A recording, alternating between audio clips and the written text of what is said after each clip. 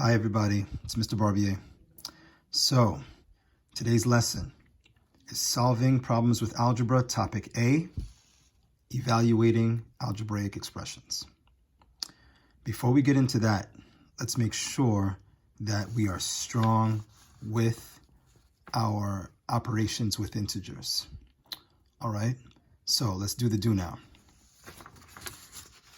Okay, first problem. Negative 14 plus 6. Let's use the money and debt method.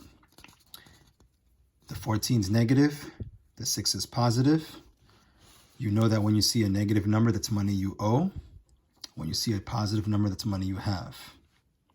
So, if you owe someone $14, but you only have 6 to give them, what are you left owing them?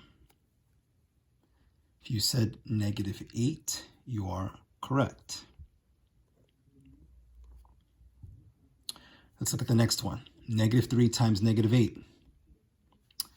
This operation requires the knowledge of the rules for multiplication and division of integers. So there are two ways you could look at it. You could say to yourself, the signs are the same, they're both negative, therefore my answer is positive. If they were both positive, my answer would still be positive. So once again, when you're multiplying or dividing, if the signs are the same, either both negative or both positive, the answer is positive. And then you multiply or divide as normal. So 3 times 8 is 24. And because both numbers have the same sign, they're both negative, my answer is positive. Let's look at number 3. It's a subtraction problem. With subtraction, you have two options. You can either look at the problem using the money and debt method, just like we did number 1, meaning you could say I owe $10 and I owe another $3 because the subtraction sign makes the 3 negative. Or you could use the method KCC, also known as keep change change. So if I do keep change change, I like to write the KCC above the problem, KCC. Very simply, we keep the first integer the same, keep the negative 10, change the subtraction to an addition sign. Okay, we change the subtraction operation to its opposite. And then we change the sign of the second integer into its opposite. So the positive 3 now becomes a negative 3. And I'm going to put parentheses around the negative 3 to keep the negative away from the plus. And now, once again, I use the money and debt method. If I owe someone $10 because the 10 is negative, and I also owe someone $3 because the 3 is negative, well, if I owe 10 and I owe 3, then my total debt, the total amount of money that I owe, is 13. And because I owe 13, it is a negative 13. Let's look at the next problem. Addition of integers. Once again, we're going to use the money and debt method, just like we did with number 1. So I say to myself, if I owe $5 because it's negative, and I owe another $4 because it's also negative, well, I owe and I owe. What's my total debt? Negative 9. We have another subtraction problem. Once again, I can use keep change change. Let's do it. Keep the negative 9 the same. Change the subtraction to an addition sign. Change the negative 6 to a positive 6. So now I owe 9, but I have 6. Give the person that I owe $6, but I'm still in debt, right?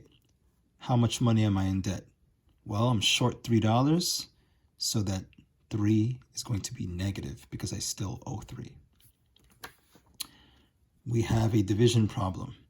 The division rules are the same as the multiplication rules, right?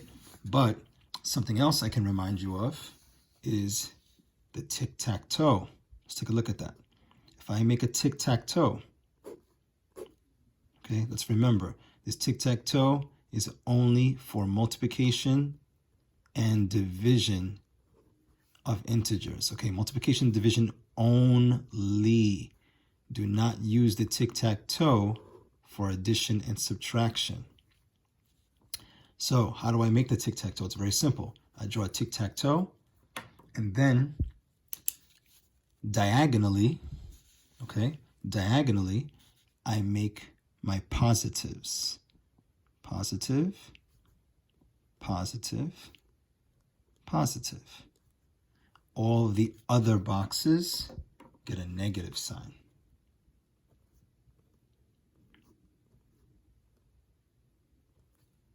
Now, what am I looking at? It's very simple. Anytime I do a multiplication and division problem, and I don't know what sign to assign my answer, I just look at the tic-tac-toe. Well, if I'm multiplying or dividing a positive and a negative, the answer is negative. If I'm multiplying or dividing a negative and a positive, the answer is negative. If I'm multiplying or dividing a negative and a negative, my answer is positive. What if I'm multiplying or dividing a positive and a positive? Then my answer is positive. Notice you could use this tic-tac-toe and read it in any direction. I can read it from left to right. I can read it from right to left. I can read it from bottom to top or top to bottom. It will always give me the correct sign. A negative and a negative is a positive and a negative is a negative and a negative is a positive. Doesn't matter what direction you read this tic-tac-toe, it will always give you the correct sign for multiplication and division problems only. Let's get back to this problem over here. Negative 36 divided by negative 9. Well, let's use a tic-tac-toe. A negative and a negative is a what? Positive. So, coming back to the problem, 36 divided by 9, I always say, what number times 9 will give you 36, right? A division problem from left to right is multiplication from right to left. So, knowing my times tables, I know that 4 times 9 is 36. And because the signs are the same, because according to my tic-tac-toe, a negative and a negative is a positive, my answer is a positive 4. Okay, positive 4. Okay, let's move on. The last one, 4 minus 11. Let's use the money and debt method for this one. So I'm going to say the 4 is positive, which means I have $4. The 11 is negative because the subtraction sign makes the 11 negative.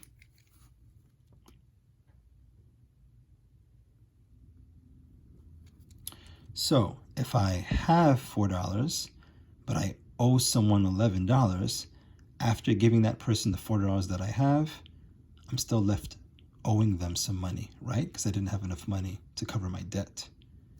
How much money am I left owing them? If you said 7, that is correct. And because I owe 7, it is a negative 7.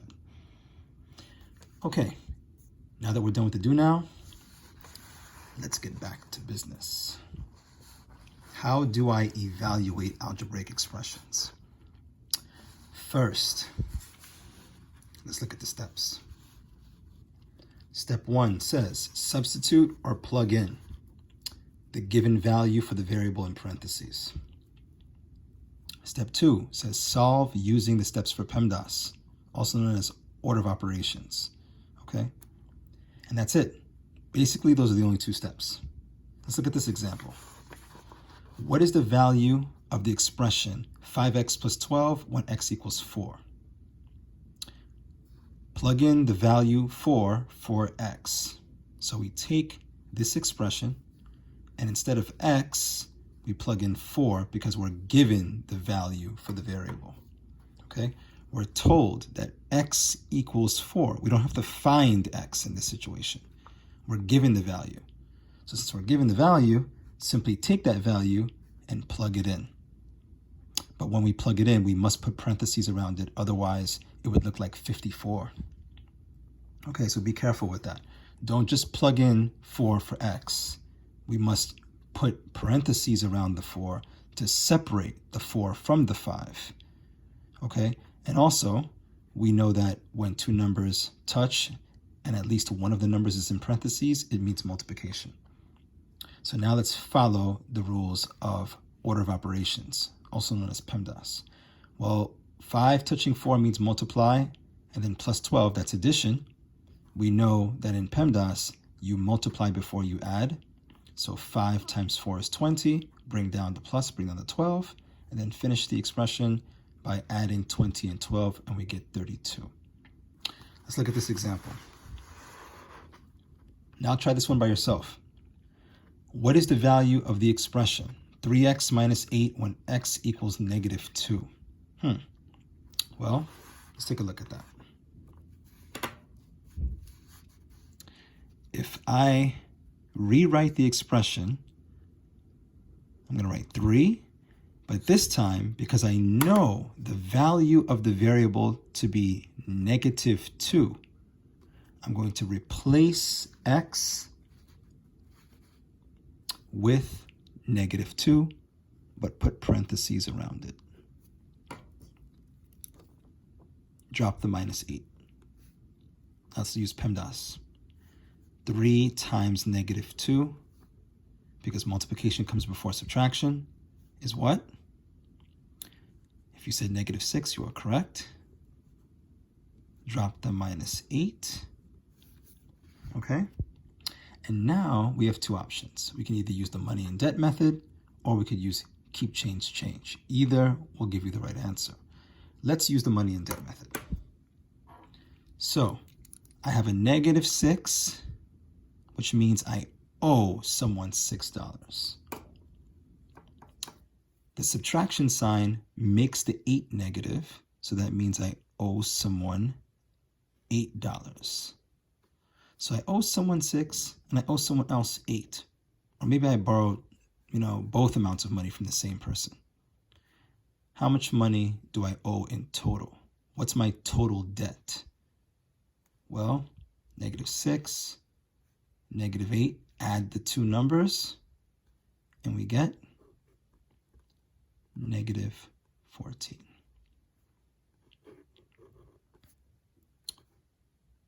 Okay, there it is.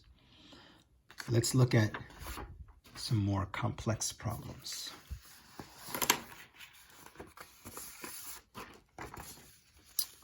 Okay, so we have this worksheet, and it says, find the value of the expressions for the given values of the variables. Okay, let's look at the first problem.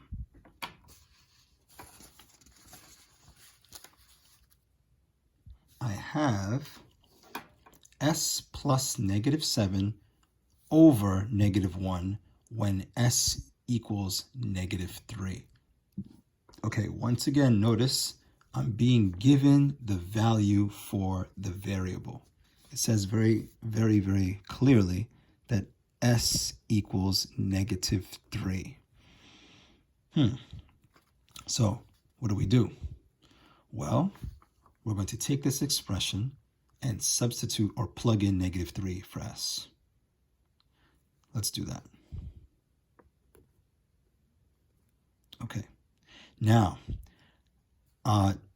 traditionally, you would put the negative 3 in parentheses.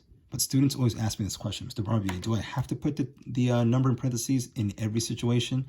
Not in every situation is the parentheses necessary. For example, in this case, I don't need to put the negative 3 in parentheses because there's nothing touching the variable. Okay? So I can just leave the negative 3 like that and just bring down the plus, bring down the negative 7, keep that in parentheses, okay? Put it all over negative 1. Now, some of you are looking at this and saying, I'm confused. It's a fraction. I don't know how to handle fractions. Well, let me say this to you. Look at the fraction bar. It's longer than the average fraction bar, right? You know why it's longer than the average fraction bar? Because what it's doing is it's grouping the top part of the expression together, just like a pair of parentheses. So that long fraction bar is telling me, solve the top first. Get it down to one number. How do I solve the top? The same way we did the do now problems. It's an addition of integers problem, okay? I could use the money and debt method. So I owe $3 and I owe someone else $7. They're both negative. Well, if I owe 3 and I owe 7, what's my total debt? If you said -10, you are correct. That goes on top of the fraction bar. I keep the -1 the same. Now I have a fraction in which the top is just one number and the bottom is one number. And now I can use my knowledge of division of integers to finish this problem. Every fraction is really a division expression. Let's remember that. So I read this way. I'll say -10 divided by -1. Don't read it the other way, not from bottom to top, top to bottom. -10 divided by -1, well, once again, I could use either the tic-tac-toe or my knowledge of division and multiplication of integers and say the signs are the same. And when the signs are the same in division or multiplication, my answer is what? Positive. Very good. Again, I could also use my tic-tac-toe that I made earlier and say, okay, well, a negative and a negative gives me a positive. So I know my answer is positive. The question is, what's my final answer? Well, 10 divided by 1 is 10. And therefore, my answer is just positive 10. Okay, let's look at 1b. 1b says 3 minus, open parentheses, -4, close parentheses, x, close parentheses to the second power, when x equals 3. So once again, I know my value for the variable, and that value is positive 3. So what makes this problem a little bit interesting is that I have two sets of parentheses here. I have inner parentheses and I have outer parentheses. What do? Well, very simple. Let me remind you of something. There's something that I like to call the parentheses family.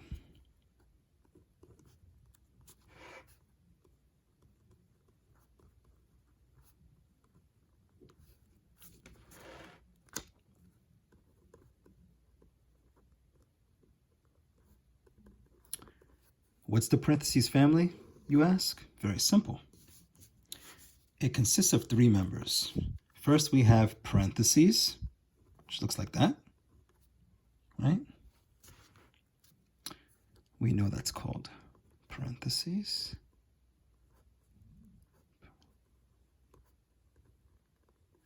Then we have what's called brackets, which looks like this.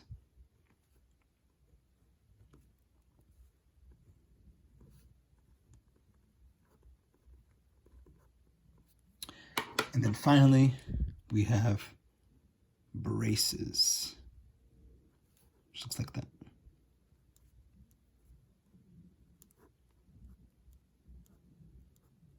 Okay, so with the parentheses family, what I know is that if I'm simplifying an expression with multiple sets of parentheses, use parentheses, the curves, for the innermost part of the problem.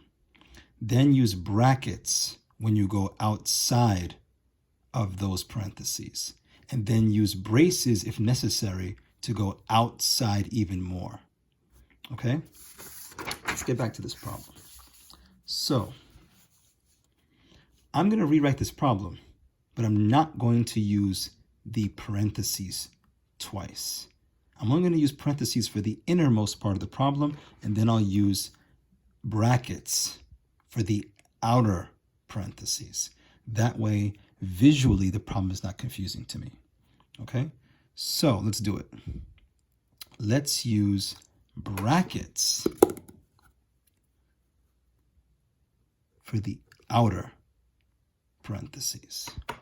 And now I'm going to keep the 3. Drop the minus, and you see the parentheses here? Let's just use standard parentheses for the inner parentheses. Okay? Now, instead of x, I know the value of x to be 3. So I'm going to replace or substitute 3 for x. Now, in this case, because I'm plugging in 3 for x, let's put parentheses around it. Okay, to make it very clear that these two are touching each other, and therefore that means multiplication, right? The operation I'm seeing here is multiplication. Now let's close. You see this curve here? We're going to use brackets because this goes with that, okay? And don't forget to keep the exponent on the outside, not on the inside. Okay, let's simplify this expression using order of operations. I see subtraction. These two numbers touch, which means multiplication. And then I see the exponent. Let's remember, brackets are members of the parentheses family. And because order of operations says that parentheses comes first, that includes brackets as well. So let's work inside the brackets first. I'm not even paying attention to that exponent, okay? So folks, let me make that very clear. Do not raise 3 to the second power. No, that exponent is on the outside of the parentheses, or in this case, brackets. I'm not concerned about this exponent right now. All I'm concerned about is solving what's inside the brackets first. I see a subtraction here. These two numbers touching in parentheses means multiplication. Therefore, I multiply first because multiplication is step 3 and subtraction is step 4 in order of operations, yes? So, what is negative 4 times positive 3? That gives me negative 12, yes? Now, notice I have a subtraction sign to bring down. I don't want that to look confusing, so I'm going to keep the negative 12 in parentheses, drop the minus sign, drop the 3, and also keep the brackets. Remember, you always keep your brackets or parentheses or anything in the parentheses family, you keep it until you get it down to one number. Now we have 3 minus negative 12. Let's use KCC. Or we can also use a shortcut KCC. Let me remind you what shortcut KCC looks like. When I see a negative and a subtraction touching, I can simply circle them and put one big plus sign. Okay? Let's keep in mind, keep, change, change, and shortcut keep, change, change do the same thing, right? You keep the 3, the subtraction turns into a addition, and the negative becomes a positive. And that's exactly what I'm doing by circling these two minus signs and making it one big plus. This becomes 3 plus positive 12. Okay, this 12 is no longer negative. 3 plus positive 12. You would get the same thing if you did standard keep, change, change. What is 3 plus 12? If you said 15, you are correct. Keep the brackets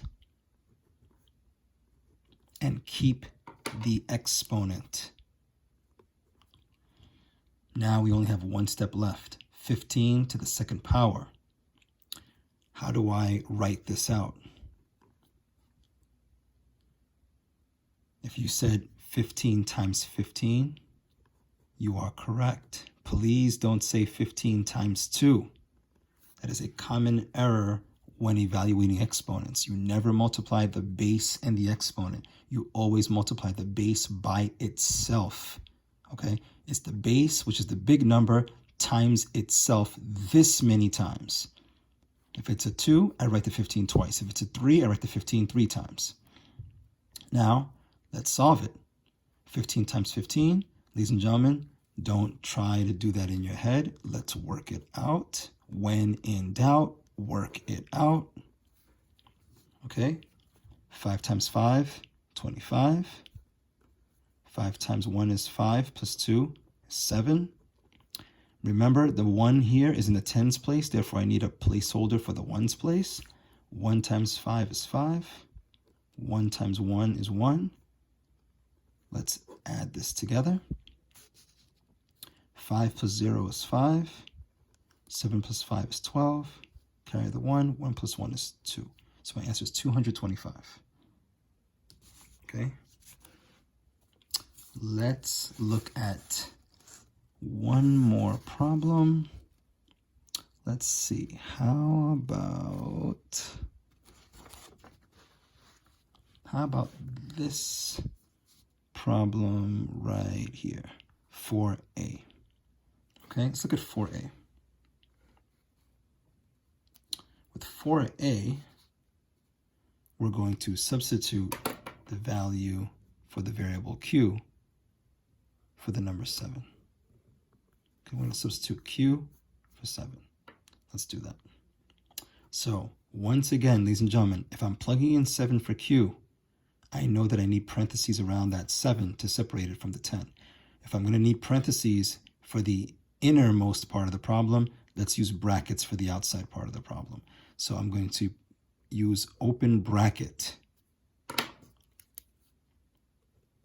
10, plug in 7 for q, make sure that the 7 has parentheses around it, drop the minus, drop the 4, let's close the bracket and put the exponent 5 outside. Okay, PEMDAS says work what's inside the parentheses first. So I have two numbers touching, which tells me to multiply, and then I have a subtraction sign. I'm not paying mind to the 5, the exponent. It's outside the brackets. Don't care about that. So which comes first, multiplication or subtraction in order of operations? If you said multiplication, you are correct. 10 times 7 is 70. Bring everything else down.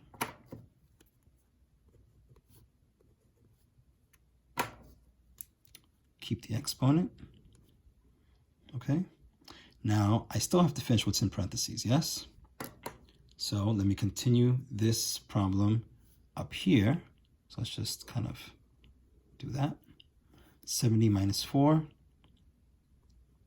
Keep the answer inside the brackets is, if you work it out on the side, ladies and gentlemen, if you need to, you'll get, let's do that really quick. 70, take away 4, right? We can't take away 4 from 0, borrow from the 7, make it a 6. The 0 becomes a 10. 10 minus 4 is 6. Drop the 6, 66. 66 goes inside. The exponent stays outside. Now, some of you are saying, Mr. Barbier, wait a minute. Are you going to work this out the same way you worked out 15 to the second power by multiplying 15 by 15 twice? This is telling me to multiply 66 times itself 5 times. Ladies and gentlemen, guess what? That answer is going to be an enormous number. So guess what we'll do for the purposes of this lesson? We'll just keep the answer as 66 to the 5th power. I'm going to leave it in what's called exponent form, also known as exponential notation. Okay, so this answer is sufficient. We'll keep it just like that. All right, ladies and gentlemen, that's it for this lesson. If you need more help, please, feel free to contact me with questions. I can leave another video, part 2, if necessary. So look out for that, because this is just touching the tip of the iceberg for this topic. But keep practicing, and you will get it with practice. Take care.